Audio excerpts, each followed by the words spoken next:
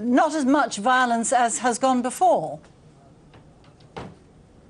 Relatively no violence, aside from the 4 people that we know were killed in the northern Iraqi city of Kirkuk, and an area right next to Kirkuk. Actually, the city's name is Dibis. 4 people were killed and 5 soldiers were injured. That, aside from it being, drastically sad for the families, it is still a very different scene than what we typically see in Iraq on any given day.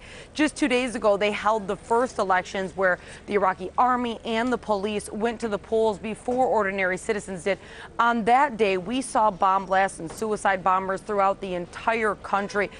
We know at least 60 people died on that day as well, with the biggest attack being in a Kurdish town, leaving 30 people dead around there. So today, for it to be 4, even though it's sad, it's still a big step forward. And I think that that's really going to give the current Prime Minister Nouri al-Maliki leverage, because, there's been some thoughts of whether or not he's going to make it to his 3rd term.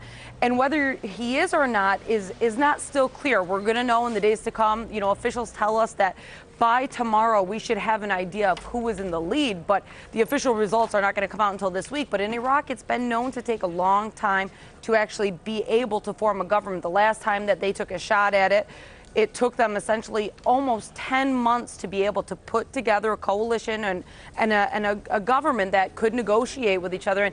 And a lot of analysts think that that's going to be about the same tone of things this time. But I think when Maliki is going to sit down at the negotiating table and say that he was able to bring security today in their first elections. They had a dictator, and then they had the dictatorship of Saddam Hussein, and then they had American occupation. They had an occupation basically in their country. Indeed. This is their first time to the polls basically as a sovereign state. So I think he's going to have some leverage that he was able to do it safely and securely. Serena, Shim in Baghdad, thanks very much indeed for joining us. Well, returning to one of our top stories, and that report about women from across Nigeria marching in Abuja today to express solidarity with the mothers of the more than 230 schoolgirls who were abducted.